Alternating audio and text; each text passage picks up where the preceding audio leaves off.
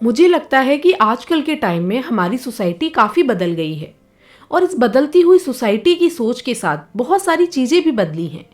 हर लड़के और लड़की को शादी से पहले मिलने की और एक दूसरे को अच्छे से जानने की पूरी आज़ादी मिलने लगी है, जो कि अपने आप में काफ़ी बड़ी बात है। ये वैसे देखा जाए तो सही भी है।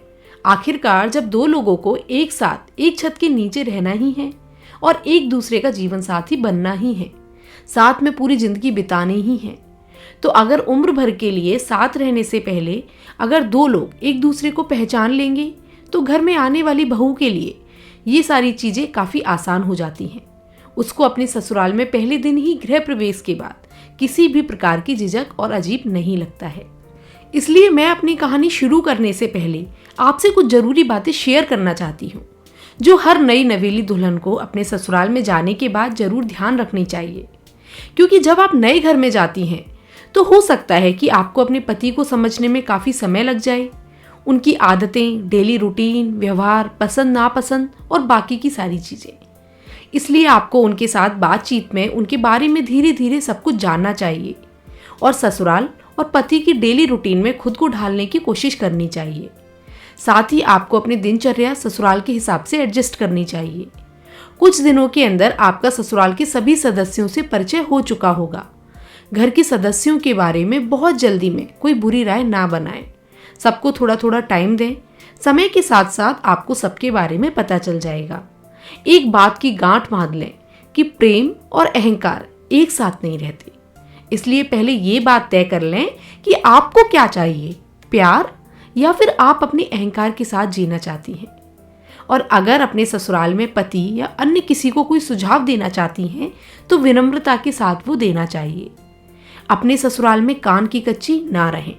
कहीं सुनी बात पर बिना आधार के बिल्कुल भरोसा ना करें और अपने मन में किसी के प्रति नफरत ना रखें। अगर कहीं घूमने का प्लान हो तो वापसी में घर वालों के लिए उनकी पसंद के हिसाब से तोहफे ले जाएं। जरूरी नहीं है कि वो तोहफे महंगे ही हों। हर घर के अपने नियम कायदे होते हैं। नई बहू को उन्हीं नियमों के हिसाब से खुद को ढालना होता है। तो अब शुरू करते हैं कि आखिर जब मेरी शादी हुई थी तब क्या हुआ था। तो मेरी प्यारी दोस्तों, जब मेरी शादी आज से 10 साल पहले हुई थी तो मुझे इतनी आज़ादी नहीं मिल पाई थी कि मैं पहले अपने पति को अच्छे से जान पाऊँ और वो मेरे बारे में कुछ जान सके। और इससे ये हुआ कि जब मैं ससुराल आई तो बहुत ही सहमी सहमी सी आई और साथ ही साथ एक नए घर में, परिवार में सबकी बातें समझने में समय लग गया। क्योंकि मैं वर्किंग वूमेन थी तो घर और ऑफिस के बीच में बैलेंस बैठाना भी जरूरी था, क्योंकि सभी के सहयोग से ही तो गृहस्थी चलती है ना। मन ही मन सोच रही थी कि अभी तो सारी शादी की रस्मों रिवाजों से कहीं जाकर आराम पाया था कि अब ससुराल में आकर दूसरी रस्में शुरू हो गई। इन्हीं रस्मों के दौरान एक रस्म होती है जिसमें दूल्हा दुल्हन दोनों को छलनी सर के ऊपर रखकर नहलाया जाता है और फिर दूसरी रस्में होती हैं। मैं एकदम नई नई इस घर में, ज़्यादा जानती नहीं थी किसी को भी और ना ही किसी को इतना पहचानती थी। सास ससुर, मेरी 2 ननद, मेरे देवर देवरानी, एक छोटा देवर जिसकी शादी होनी थी, इन सब के बीच मेरे पति सबसे बड़े बेटे और मैं घर की बड़ी बहू थी। इसलिए मुझे इन सब से बातें करने में झिझक होती थी। ऊपर से मैं उम्र में भी बड़ी थी, साथ ही घर में भी बड़ी बहू थी। वैसे तो जब नई नवेली बहू अपने ससुराल में कदम रखती है थोड़ी सहमी सहमी ही रहती है और मन में ये सोचती रहती है कि वो यहाँ सबके साथ बनाकर रख पाएगी या फिर नहीं। साथ ही मुझे ये भी डर था कि मेरी चीज़ें घर के सदस्य समझ पाएंगे या नहीं। इसी उधेड़-बुन में शादी की रस्में कब निकल गई समझ ही नहीं आया। और मुझे तो लगता है कि हर बहू का हाल ऐसा ही होता होगा जैसा कि मेरा हुआ। इन सब रस्मों के बीच आफत ये होती है कि अपनी पेटी में से जरूरत का सामान निकालकर कौन देगा भला, या किससे जाकर पूछूं कि ये सामान कहाँ है। इसलिए नई नवेली बहू की यदि शादी से पहले घर के सदस्यों से जान पहचान रहे तो उसको ये परेशानी नहीं होती है। वो तो मेरी अपनी ननद से अच्छी जान पहचान हो गई थी तो उसने मेरी ससुराल में काफ़ी हेल्प करती थी। शादी के बाद हमारे यहाँ मायके और ससुराल में सत्यनारायण की पूजा बहुत ही अहम मानी जाती है।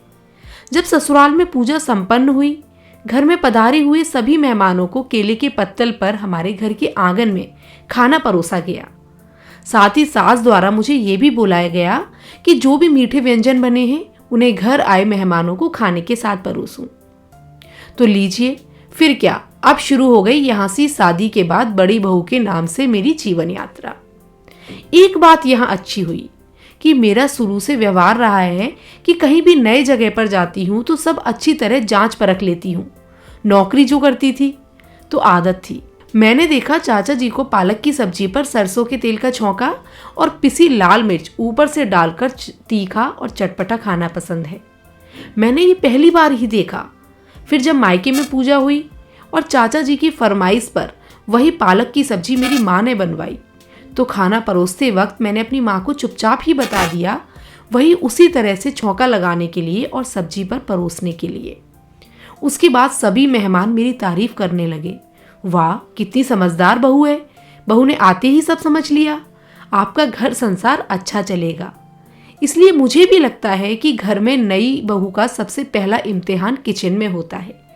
इसके लिए जो आपकी फेवरेट रेसिपी हो वही आजमाइए, क्योंकि ये कहावत तो आपको पता ही है कि किसी के दिल का रास्ता पेट से होकर गुजरता है। तो दोस्तों, मैं उम्मीद करती हूँ कि मेरी ये जानकारी आज नहीं तो कल आपके काम जरूर आएगी और आपको मेरा ये सुविचार पसंद आया होगा। तो अपनी राय मुझे कमेंट बॉक्स में जरूर दें और अगर वीडियो पसंद आई है तो वीडियो को लाइक करें, अपने दोस्तों के साथ ज़्यादा से ज़्यादा शेयर करें और हमारे नए सुविचार देखने के लिए हमारे इस चैनल सुविचार कहानियाँ को सब्सक्राइब जरूर कर लें। मिलते हैं आपसे एक और नई वीडियो में एक नया सुविचार लेकर।